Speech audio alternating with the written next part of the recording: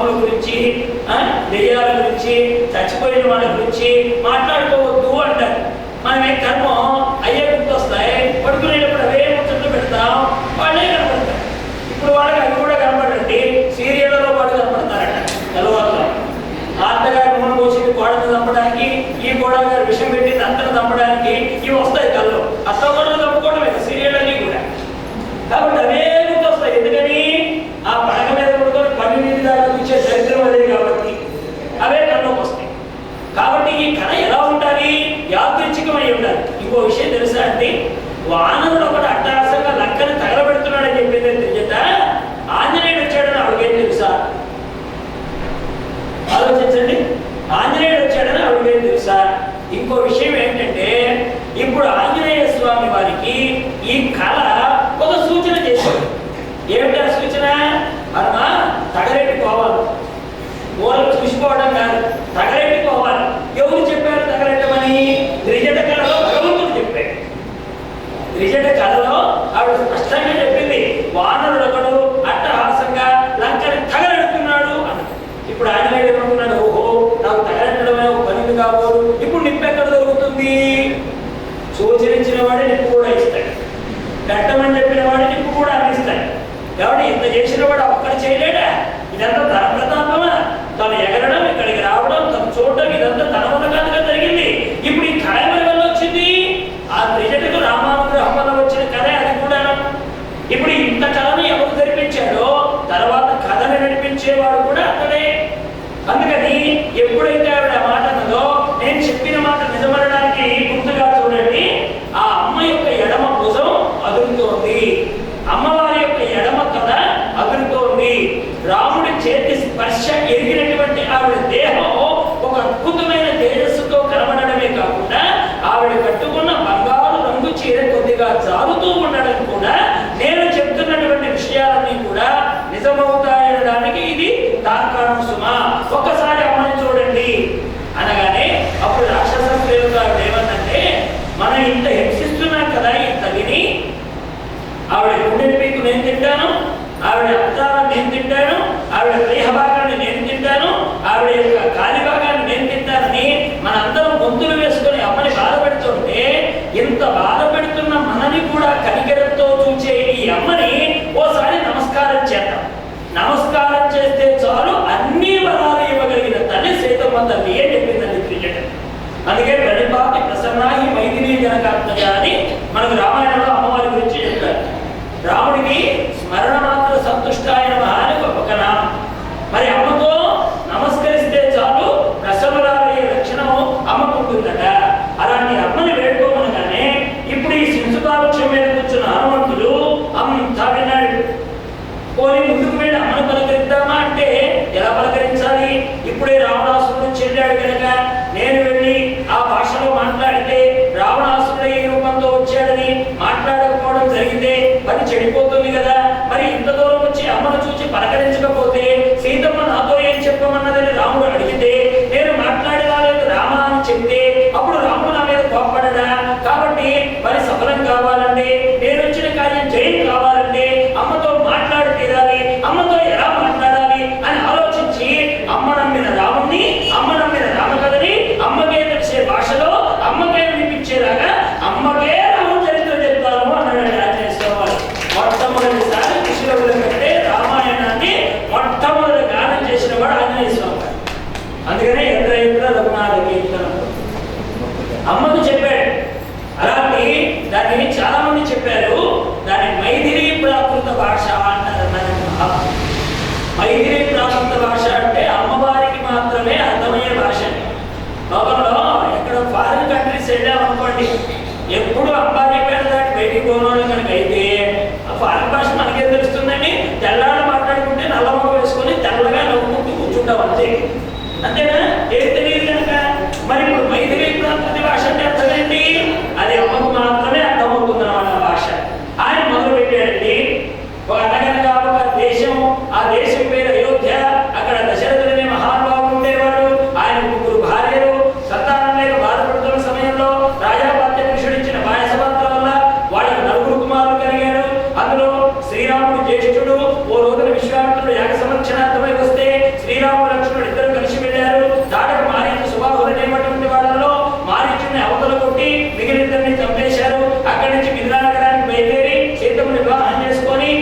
సంవత్సరాల ఏజ్లో కాలం గడిపిన తర్వాత కైకమ్మ కోరిన వరాల మీదట అరణ్యానికి బయలుదేరినటువంటి వాళ్ళు అలా అరణ్యానికి వస్తున్న సందర్భంలో అన్ని 13 ఏళ్ళు దాటిపోయిన తర్వాత 14వ ఏడు ప్రారంభమవుతుందనగా సోపడకనేటువంటి వచ్చింది. ఆవిడ కూర్చొని లక్ష్మణుడు కోసేశాడు. దాంతో ఆవిడ వెళ్ళి రావణాసురుడితో చెప్పింది. రావణాసురుడు మాయా సన్యాసి వేషంతో అమ్మను అపహరించుకు వెళ్ళిపోయాడు. అలా వెళ్ళినటువంటి అమ్మని వెతుక్కుంటూ రాముడు బయలుదేరాడు. దారిలో సుగ్రీవుని కలుసుకున్నారు. వారి శ్రీగ్రహణం జరిగింది. సుగ్రీవుడి పట్టాభిషేకం జరిగింది. వానరులందరూ అమ్మవారిని వెతకడానికి బయలుదేరితే ఆ అమ్మవారు దాట కోసం రాముడు పంపగా వచ్చిన వారిలో అంగదుల యొక్క సేనా నాయకత్వంలో జాంబవదాని వానర వీరులందరూ ఉన్న ఆ సైన్యంలో నేను ఒకటి ఆంజనేయుడి పేరు కలిగిన వాడిని, కేసరీపుత్రుడిని, వాయుకుమారుణ్ణి, ఋతువిజయ సముద్భవుణ్ణి, ఎంత సాగరాన్నైనా దాటగలిగిన వాడిని, లంకంతా వెతకగలిగిన వాడిని, అమ్మ ఎక్కడ ఉంటుందో వెతుక్కుంటూ వచ్చి ఇప్పుడు రాముడు ఏ లక్షణాలతో అమ్మ ఉంటుందని చెప్పాడో అలాంటి అమ్మని అశోకవనంలో అందుకనే రామాయణంలో సుందరకాండ గడప మీద దీపం లాంటిది. ఇప్పుడు మీరు 5 రోజులు రామాయణానికి రాలేదనుకోండి, ఇప్పుడు వచ్చేసినట్టే. ఎందుకని ఈ 5 రోజులు చెప్పుకున్న భాగవతం ఇదే కనుక, ఈ 5 రోజుల రామాయణం ఇదే కనుక. అమ్మ అంతా చూసిందండి. ఎందుకని ఈయన జరిగిన కథ చెప్పాడు, జరగబోయే కథ చెప్పాడు, తనకు అనుభవంలో లేని కథ కూడా చెప్పాడు. సీతమ్మకి ఎంతవరకు రామకథ తెలుసు, రావణాసురుడు తీసుకువెళ్ళడం వరకు అది తెలుసు. తర్వాత ఏం జరిగిందో అమ్మకు తెలియదు. ఇది అమ్మకి భవిష్యత్తు లాంటిది అనమాట. అంటే తన దృష్టి పదంలో లేని కథ అంతా. అందుకని ఇదంతా విన్న తర్వాత ఎక్కడి నుంచి వస్తుందా ఈ శబ్దము అని అమ్మ అలా పైకి క్రిందికి ప్రక్కలకి చూస్తూ ఉండగా అక్కడ చిన్న మూతితో, చాలా చిన్న రూపంతో, వినయమైన సంపదత కలిగిన ముఖంతో 2 చేతులు ఇలా పెట్టేసుకొని అమ్మ వైపునే చూస్తూ నమస్కారం చేస్తూ గమనించమ్మా అని ప్రాధేయపడుతున్నట్టుగా రామదూత ఉండవలసిన లక్షణాలతో బంగారు వర్ణంతో మెరిసిపోతున్న చిన్ని కవి రూపాన్ని ధరించినటువంటి ఆంజనేయుడి రూపం అమ్మ కనపడింది.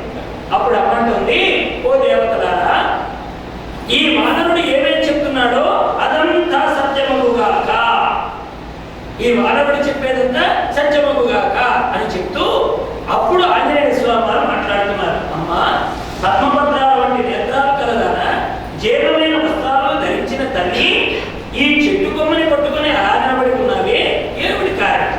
అప్పటికి అమ్మ చెట్టు కొమ్మ పట్టుకుని ఎందుకు పట్టుకుంటుందంటే ఉరి వేసుకొని చచ్చిపోదామని పట్టుకుంటుందండి అమ్మ. అంటే తన యొక్క జడ ఉంటుంది కదా, ఆ జడని ఉరితాడుగా వేసుకొని చచ్చిపోదాం అనుకుంటుంది. ఎందుకని రాముడు లేని జీవితాన్ని, రాముడికి దూరమైన జీవితాన్ని, రావణాసురుడి పరం ఎక్కడ కావలసి వస్తుందో ఈ రాక్షసులు నా పాతిపత్య ధర్మాన్ని నిలుపుకునేలా చేస్తారా, లేక రావణాసురుడి పాలయ్యే విధంగా నా జీవితాన్ని అలా పాలు చేస్తారా, ఈ లోపల నేను విషం తాగుతాను, మరణిస్తానని అమ్మ నిర్ణయం తీసుకున్న సందర్భంలో అప్పుడు రామకథను వినిపించాడు. అంటే రామకథ ఎక్కడెక్కడ వినపడుతుందో అక్కడెక్కడ ఒక్కొక్కడి ప్రాణం నిలబడుతుంది. రామకథ విన్న ప్రతి చోట ప్రాణం నిలబడుతుందండి. అది రామాయణం యొక్క గొప్పదనం. సుగ్రీవుని కాపాడింది రామకథే, వానరుని స్వయంప్రభ గుహల నుండి యువతలకు తెచ్చింది రామకథే, ప్రాయోపవేశం చేద్దామనుకున్న వానరునికి అక్కడ రాముడిని తలుచుకున్నటువంటి ఆ రామాయణంలో ఉండే రామతత్వమే సంపాది వచనాలు వినేలాగా, అమ్మ లంకలోనే చెప్పేలాగా ఇంత అద్భుతంగా ప్రతి చోట రామకథ, రామనామం వ్యక్తి ప్రాణాన్ని నిలబెడుతుంది. అందులో సీతమ్మ ప్రాణమే నిలబడిందంటే ఇక మన ప్రాణం నిలబడుతుంది అనడానికి ఏమైనా ఎవిడెన్స్ కావాలా? సాక్ష్యం ఏంటి? మరి మనం చేయగలండి. లోకంలో ఏదైనా ఒక పని చేయాలంటే ఏమంటాం? సాక్ష్యం ఏంటి? ఇది నిజంగా జరుగుతుందా? మన దరిద్రం ఏంటంటే నమ్మవలసిన నమ్మకపోవడం, నమ్మకూడదు దాన్ని నమ్మడం. రామాయణాన్ని నమ్మం, బయట కనపడే రకరకాలైన రంగుల్ని నమ్ముతాం. రంగుల్ని నమ్మి నాశనం కాకండి రా, రామాయణాన్ని నమ్మ బాగుపడండి రా అంటే వాల్మీకి మహర్షి మనం రామాయణం తప్ప అన్నీ పట్టుకుంటాం. ఎందుకంటే కలియుగం అది కనుక, కలిపురుషుడు వాడి ధర్మాన్ని వాడు చూపిస్తాడు కనుక. సరే, అక్కడితో రామచంద్రమూర్తి యొక్క గొప్పదైనటువంటి కథ మొత్తం విన్నటువంటి ఆవిడ వైపు చూస్తూ స్వామి చెప్పారు, అమ్మా ఎవరమ్మా నువ్వు? చూడు, జనస్థానం నుంచి ఇక్కడికి తెచ్చిన సీతాదేవివేనా? నీ రూపము, నీ దిగులు చూస్తుంటే నా రామచంద్రమూర్తికి ఇలాగే అనిపిస్తుందమ్మా అని ఎప్పుడైతే అమ్మ చెప్పిందో ఆ స్వామి అన్నాడో అప్పుడు అమ్మ అంటుంది, అవును నాయన, నేను సీతాదేవిని. ఎలా చెప్పింది? దశరథ మహారాజు కోడల్ని జనక మహారాజు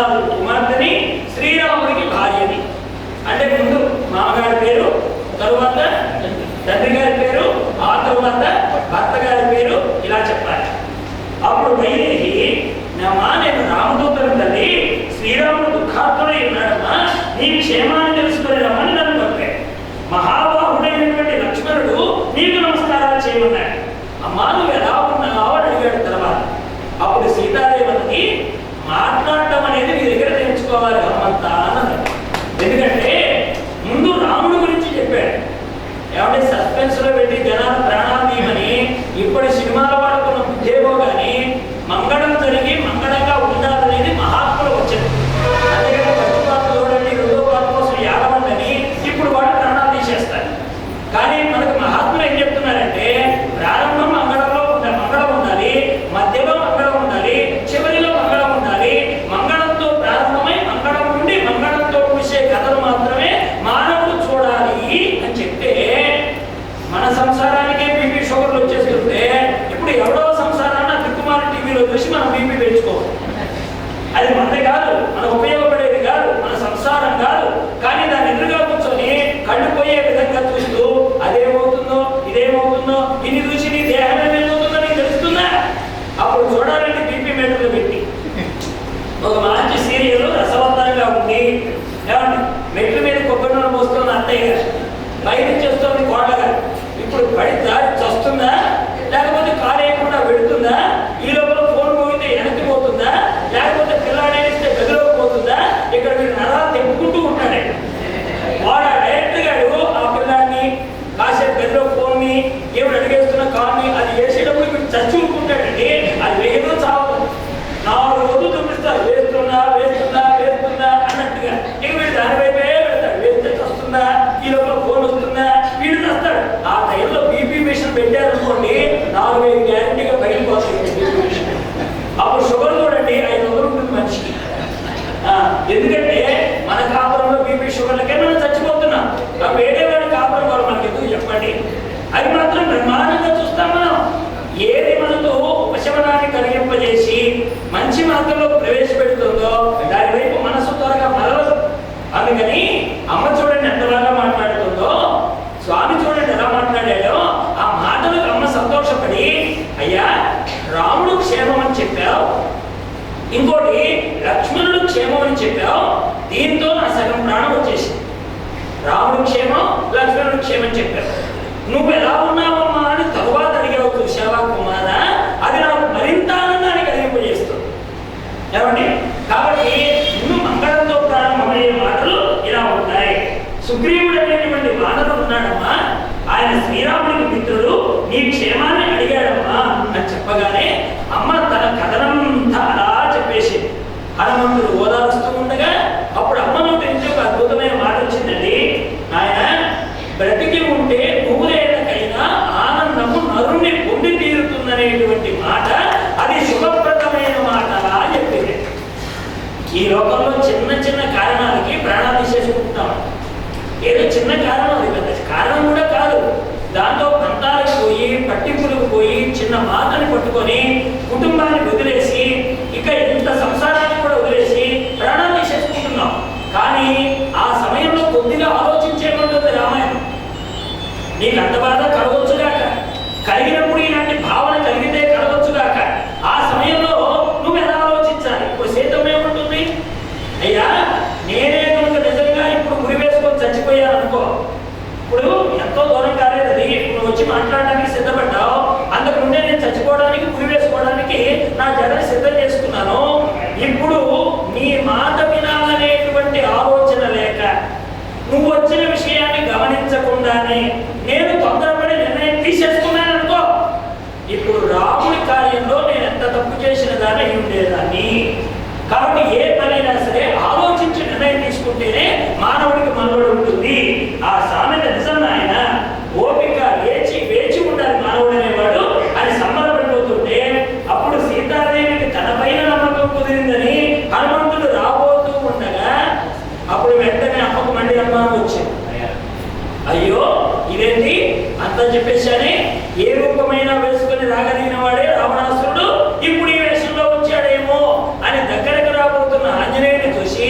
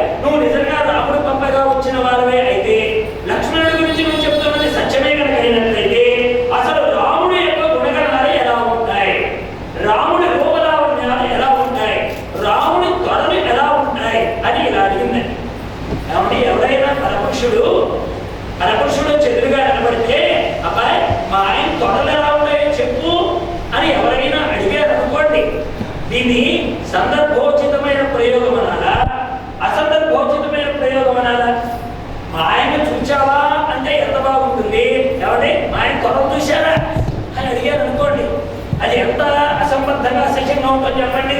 కానీ ఇక్కడ ఆంజనేయుడు అంటున్నాడమ్మా, నీవు తెలిసి కూడా అడుగుతావేమమ్మా అన్నాడంటే. ఇప్పుడు ఇలాంటి మాటలు మానవులలో రామాయణం అర్థం చేసుకోలేని వాళ్ళలో చాలా అపప్రదలకు కారణమై. కానీ ఎందుకని అమ్మ ఈ మాట అడిగిందంటే, ఈ వచ్చిన హనుమంతుడు చూచిన దాన్నే చెప్పగలుగుతాడా, చూడని దాన్ని కూడా చెప్పగలుగుతాడా? ఇతడు నవవ్యాకరణ పండితాయ మహానేతనికి పేరు కదండి. ఇప్పుడు విద్యావాన్ పుణ్యతి చాతులను చదువుకుంటున్నాం కదా, హనుమాన్ చాలీసాలో అన్ని విద్యల్లో జ్యోతిష్యం కూడా ఒకటండి. అన్ని విద్యల్లో శారీరక సాముద్రిక శాస్త్రం కూడా ఒకటి. సాముద్రిక శాస్త్రాన్ని బట్టి వ్యక్తిని అంచనా వేస్తారు. అంటే ఇప్పుడు సీతమ్మ తల్లికి బాగా అరచేతులటువంటి లేత గులాబీ రంగులో ఉన్నాయి ఆవిడ చేతులు. అంటే అది దేన్ని సూచిస్తుంది? ఈవిడ ఉత్తమ పద్మిని జాతి స్త్రీ అనే దాన్ని సూచిస్తుంది.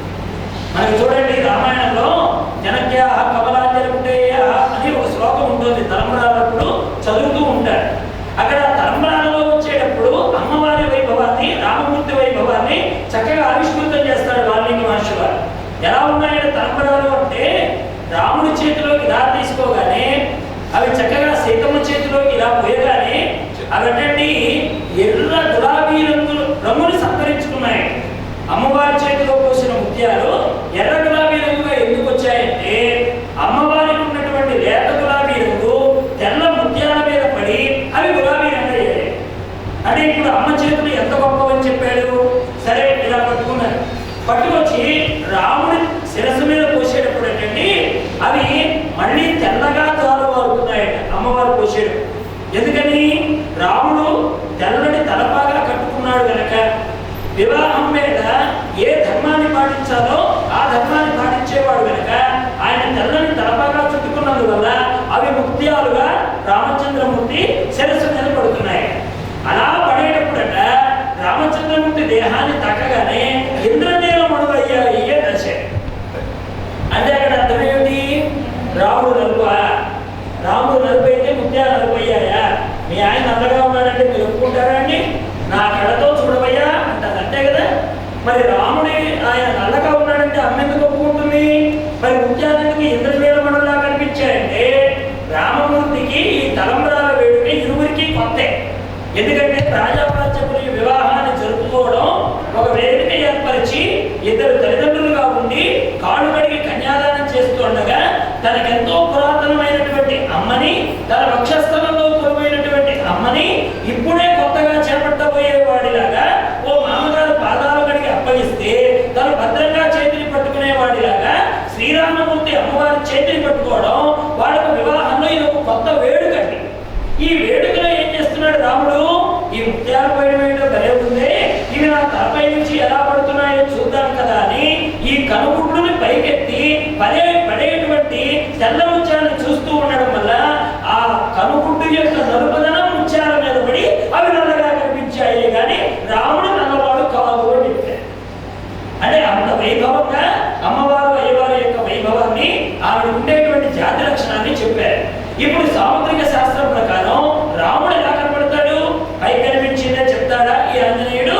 కానీ లోన ఉన్నదాన్ని కూడా చెప్తాడా అని అమ్మ ప్రశ్నిస్తే అప్పుడు చెప్పాడు ఆయన, అమ్మా నువ్వు ఇదంతా తెలిసే అడుగుతున్నావు కాబట్టి నేను చెప్తున్నానమ్మా, రామచంద్రుడు అనేటువంటి మహానుభావుడు ఒక గొప్పదైనటువంటి అజానుభావుడు లాగా శరీరం కలిగిన వాడు, బాగా విశాలమైనటువంటి వక్షస్థలం కలిగిన వాడు, ఇలాగా చెవులతో వరకు ఉండేటువంటి ఆకర్ణాంతము కనులు కలిగిన వాడు, ప్రతి రోమ వెంట్రుక కూపంలో ఈ ఏది వెంట్రుక మలచిన వాడు, నరాలు కనిపించని పాదాలు కలిగిన వాడు, ఎత్తైనటువంటి హృదయం కలిగిన వాడు, నాభి భాగం ఎక్కువగా ఉండేటువంటి ఈ పొట్ట కలిగినటువంటి వాడు.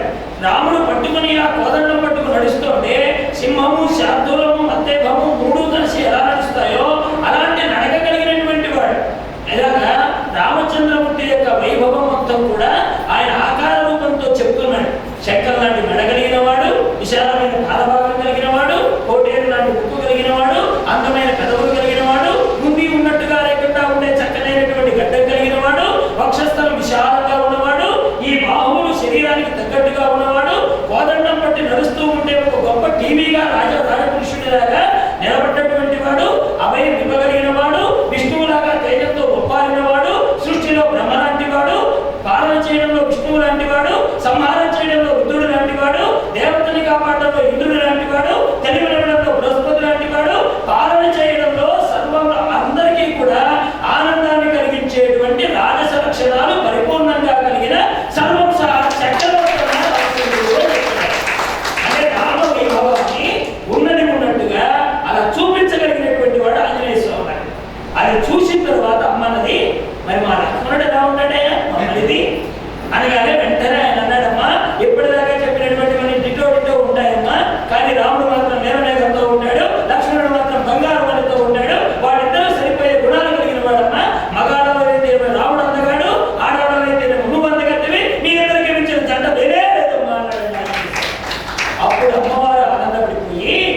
ఇంత చేశావే నా కోసం నాయన, ఇంత వేదనతో ఉన్న నా దుఃఖాన్ని తొలగించావే, ఒక్కరోజు కాస్త ఇక్కడ ఉండి నా దుఃఖం తొలగిపోయేలా చేయి నాయన. అయినా రాముడికి నాకున్న అనుబంధం నీతో చెప్పకపోతే నేను తప్పు చేసిన దాన్ని అవుతాను. ఓ రోజున నేను నా భర్త ఇరువురు కలిసి నిద్రిస్తున్న సమయంలో ఇంద్రుడి కొడుకైనటువంటి జయంతుడు అనేవాడు కాకి రూపంలో వచ్చి నా గుండె మీద గాత వేసినప్పుడు, ఆ కాకిని కొట్టడానికి నేను వడ్డాణం తీస్తున్నప్పుడు, సీత ఓ కాకిని కొట్టడానికి వడ్డాణం తీస్తావా అని నన్ను ఎగతాళి చేశాడు నా రాముడు. ఆ తర్వాత నేను, తరువాత ఆయన ఇలా కొద్దిసేపు నిద్రించిన తర్వాత మరలా ఆ జయంతుడు మరలా వచ్చి కాటు వేస్తూ ఉంటే నా అవస్థ గమనించిన రామచంద్రమూర్తి ఓ గడ్డి పరకను తీసి ఆ కాకి మీదకి బ్రహ్మాస్త్రంగా విసిరాడు. అది ముల్లోకాలు తిరిగి నా దిక్కులేక మళ్ళీ రామచంద్రుడి దగ్గరికి వచ్చి కాళ్ళ పైలుతుంటే అప్పుడు ఒక కంటిని దహించి వేశాడు రాముడు. ఆనాడు నా హృదయానికి కొద్దిగా గాయమైతేనే ఓర్చుకోలేక బ్రహ్మాస్త్రాన్ని ప్రయోగించిన రామచంద్రమూర్తి సంవత్సరం పాటు రావణాసురుడి వెంటలో ఉన్న నన్ను ఎందుకు ఉపేక్షిస్తున్నాడో నేను అడగమన్నానని నా మాటగా నా రాముడితో నువ్వు చెప్పబోయా. ఇంకొక చెప్పి, ఒకప్పుడు నేను ఆయన ఎదురుగా ఉండి ఇలాగ నా నుదుటి ఉన్నటువంటి బొట్టు మనిషిలా తిలకం, ఆ తిలకము చెమటకు జారిపోతే ఓ స్త్రీమూర్తి ముత్తైదమైనటువంటి ఆవిడ కుంకుమ లేకుండా ముదురు అలా ఉండకూడదని మనిషిలను అరుగదీసి తనే వినోదంగా బొట్టుని పెట్టాడు నా రామచంద్రమూర్తి.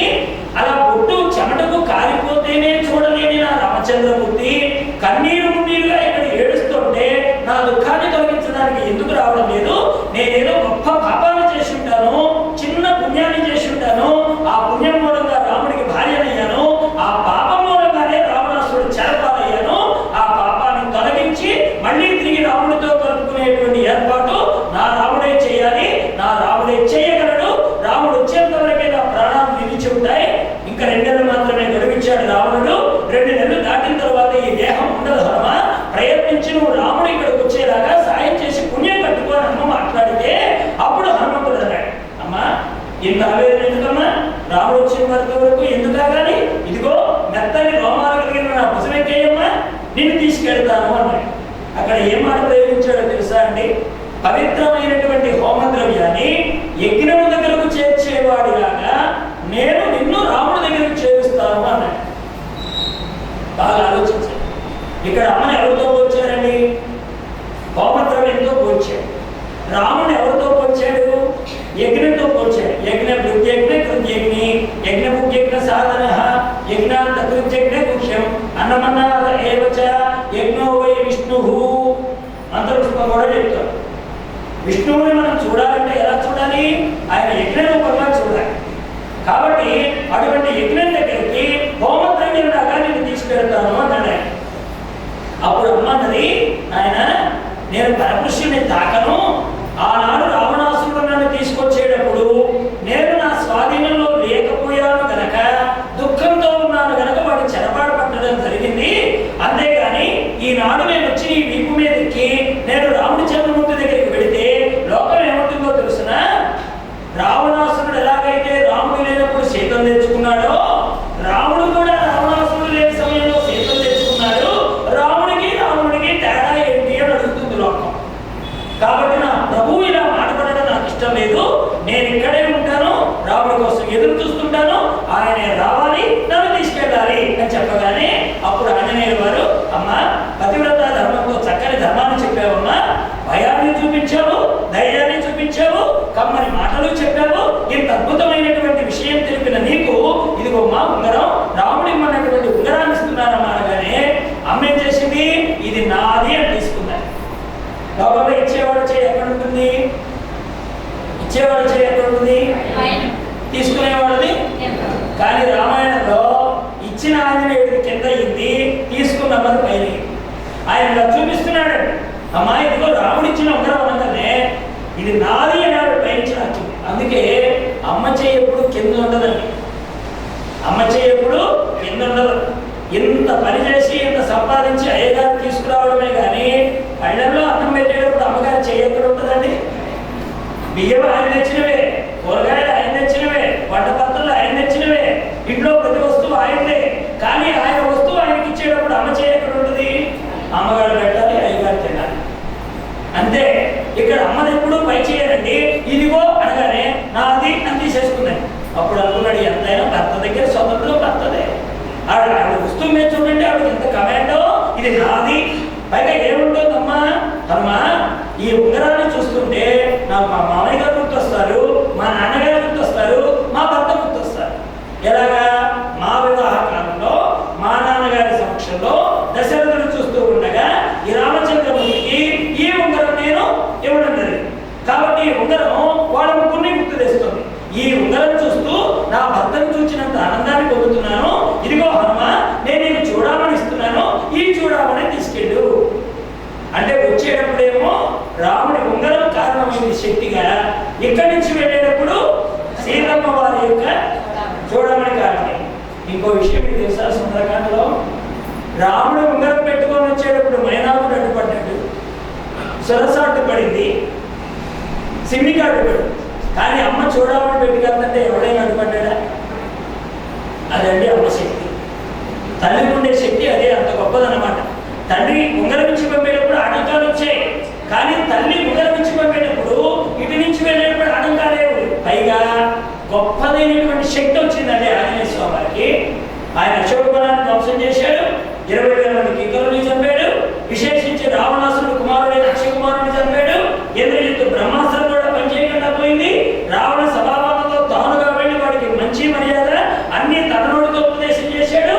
వాడికి అంటించినటువంటి నిప్పుతోనే వాడి లంకకి నిప్పెట్టాడు. పోయి ఆ లంకలో తోకన హత్తుకున్నాడు నీళ్ళలో, మళ్ళీ తిరిగి రాముడి దగ్గరికి చేరుకున్నాడు. అంటే ఎంత బలం వచ్చిందండి అమ్మ ఆశీస్సు వల్ల. అమ్మ ఇచ్చినటువంటి చూడమని వల్ల హనుమకి ఎంత శక్తి వచ్చింది. అప్పుడు వెంటనే